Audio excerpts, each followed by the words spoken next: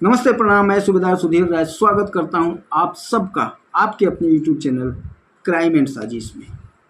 दोस्तों, आज की जो रियल स्टोरी है काफ़ी अचंभा करने वाली कहानी है, जिसको सुनने के बाद आप भी एक बार सोचने के लिए मजबूर हो जाएंगे कि क्या ऐसा भी होता है।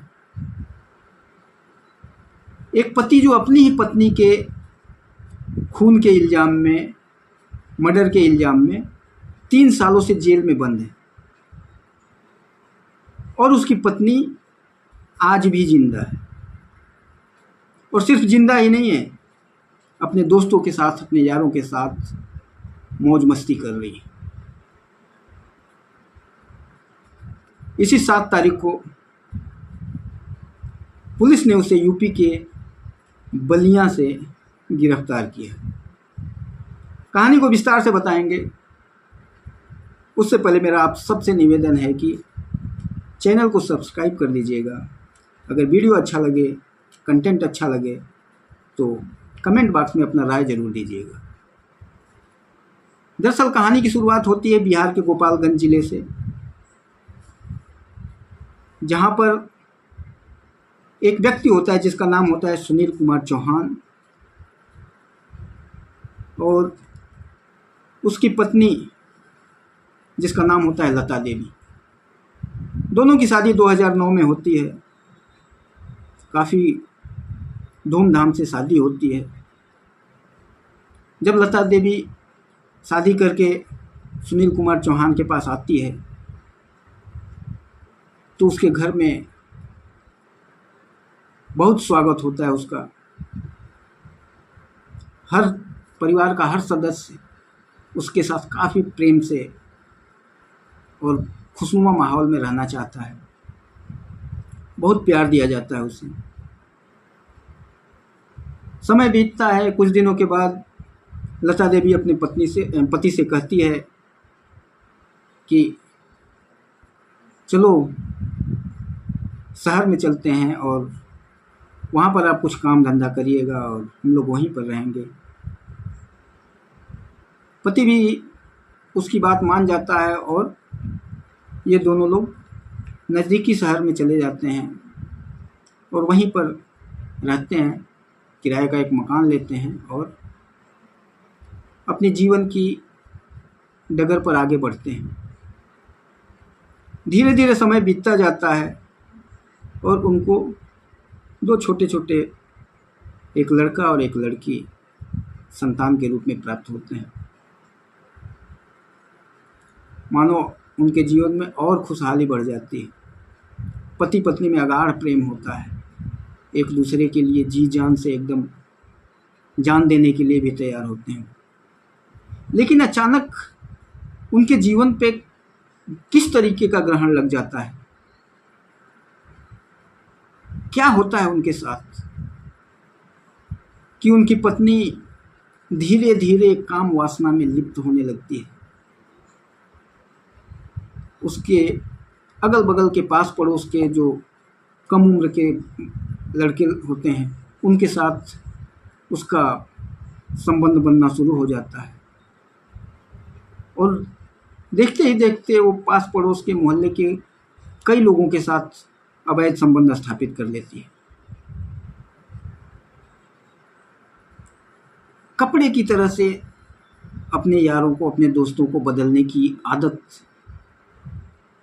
उसके अंदर हो जाती है और ये चीज़ धीरे धीरे उस कॉलोनी में हर व्यक्ति को पता चल जाता है कि ये औरत जो है ये काफ़ी गंदी औरत है। जो नए लड़के हैं, जो कम एज के लड़के हैं, सब कोशिश करते हैं कि उसके साथ घनिष्ठता बनाया जाए, उसके साथ संबंध बनाया जाए और उसके तरफ से तो हर व्यक्ति को निमंत्रण था ही।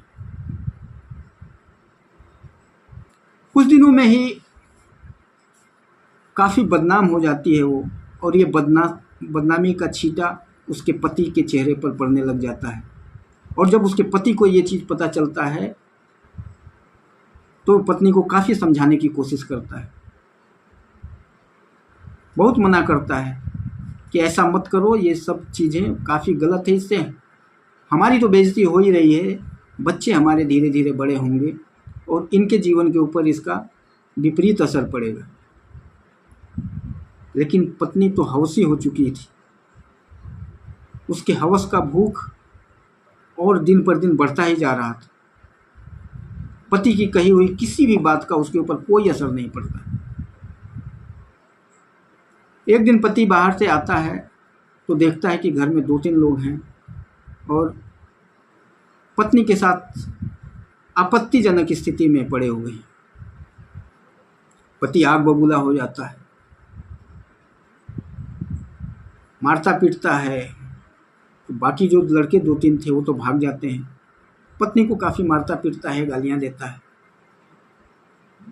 उसके बाद फिर गुस्से में तमतमाते हुए बाहर कहीं निकल जाता है, चला जाता है। और जैसे ही वो बाहर जाता है, उसकी पत्नी भी अपना घर से बाहर निकल जाती है। जब आधा एक घंटे के बाद वो वापस आता है, अच्छा अपने बच्चे को भी साथ में नहीं ले जाती है, अपने बच्चों को छोड़ करके ही वो चली जाती है। जब सुनील आधा एक घंटे के बाद बाहर से आता है तो देखता है कि उसकी पत्नी का कुछ अता पता नहीं है। बच्चे रो रहे हैं, माँ को ढूंढ रहे हैं, आसपास के 1-2 लोग वहाँ पर इकट्ठा हो रहे हैं। काफ़ी ढूंढता है, चारों तरफ पता करता है, आसपास पड़ोस में हर व्यक्ति से पूछता है, लेकिन उसकी पत्नी का कुछ अता पता नहीं चलता है। फिर वो अपने ससुराल में फ़ोन करता है, ससुराल वालों से बात करता है। वहाँ भी जब उसको कुछ पता नहीं चलता है तो फिर थक हार करके वो बेचारा बैठ जाता है। लेकिन जब उसके ससुराल वालों को, खास तौर से लता देवी का जो भाई था, उसको जब पता चलता है कि ऐसा ऐसा केस हुआ है, तो वो सीधे पुलिस स्टेशन जाता है और अपने जीजा के नाम पर, सुनील कुमार चौहान के नाम पर FIR करता है। सुनील कुमार चौहान के नाम पर हत्या करने और शव को ठिकाने लगाने का आरोप लगा करके उसके ऊपर FIR किया जाता है। उसके बाद सुनील कुमार को पुलिस गिरफ्तार कर लेती है, हिरासत में ले लेती है और उसके ऊपर केस चलाया जाता है और फिर उसे 14 साल का जेल हो जाता है।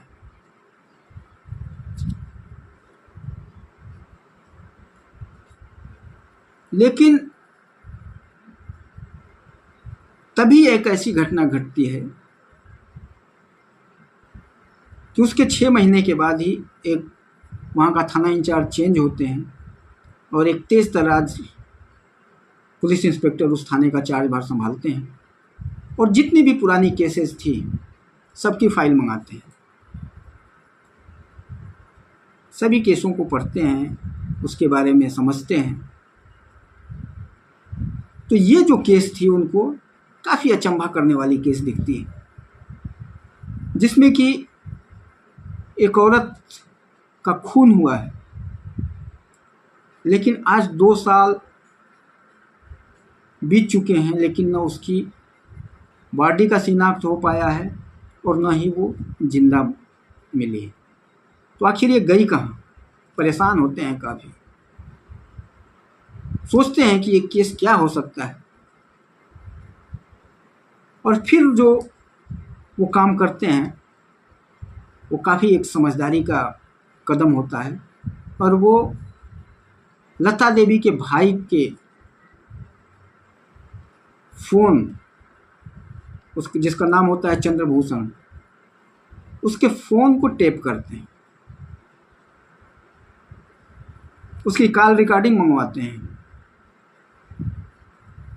और जब कॉल रिकॉर्डिंग मंगवाते हैं और उसके मोबाइल फ़ोन को सर्विलांस पे डाला जाता है तो काफ़ी चीज़ें निकल कर के आती हैं, क्योंकि ये जो चंद्रभूषण था, इसका काफ़ी दिनों से लता देवी से बात चल रही थी। एक बार तो पुलिस इंस्पेक्टर शॉक्ड हो जाते हैं कि ऐसा कैसे, लता मर चुकी है, उसके मर्डर के केस में उसका पति जेल काट रहा है, फिर इससे बात कैसे हो रही है। उसकी पूरी बात को रिकॉर्ड किया जाता है तो पता चल जाता है कि हाँ, ये वही लता है जो अपने भाई से बात कर रही है। फिर चंद्रभूषण को उठाया जाता है, पुलिस थाने लाया जाता है। फिर जब उससे सख्ती से पुलिस पेश आती है तब वो जाकर के टूट जाता है और फिर पूरी कहानी पुलिस के सामने बयान कर देता है। उसके निशानदेही पर पुलिस जाती है और बलिया के, उत्तर प्रदेश के बलिया का एक गांव होता है, वहाँ से उसको गिरफ्तार करती है। गिरफ्तार करने के बाद उससे पूछा जाता है कि ऐसा क्यों किया तुमने, तो पुलिस को भी बताती है कि मुझे इसके साथ रहना पसंद नहीं था और मुझे सेक्स करने की जो थी इतनी ज़्यादा आदत लग चुकी थी कि मैं चाह करके भी अपने आप को रोक नहीं पा रही थी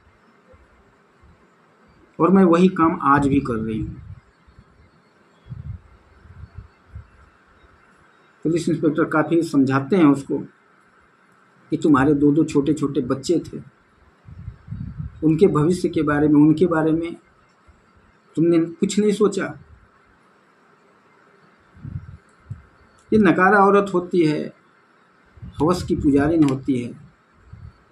क्लियर कट ये पुलिस इंस्पेक्टर को यही बताती है कि हमें बच्चों से क्या करना है, बच्चे उसके हैं, वो उनको पाले, उनको संभाले, उसकी जिम्मेदारी है।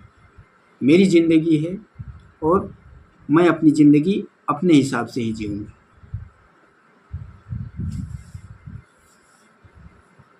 उसको जेल भेज दिया जाता है और केस अभी अंडर इन्वेस्टिगेशन है। आगे क्या होता है आगे पता चलेगा।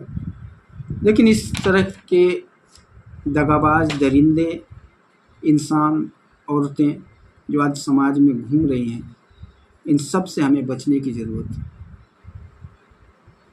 एक निर्दोष व्यक्ति जिसकी कहीं भी कोई गलती नहीं थी, एक सीधा साधा इंसान जो दिन रात अपने परिवार, अपने बच्चों के बारे में सोचा करता था,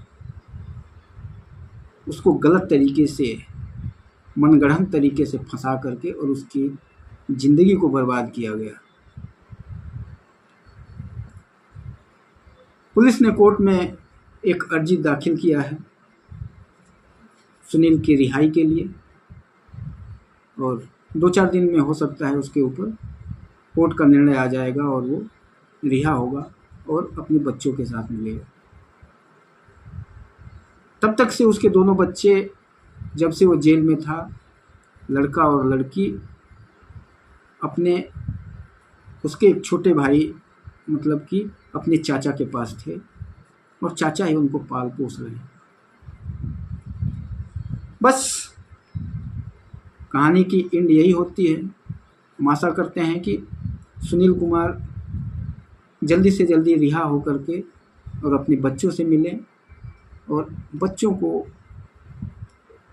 एक अच्छी और नायाब ज़िंदगी प्रदान करें, अपनी शादी करें और अपने जीवन को एक नई दिशा दें।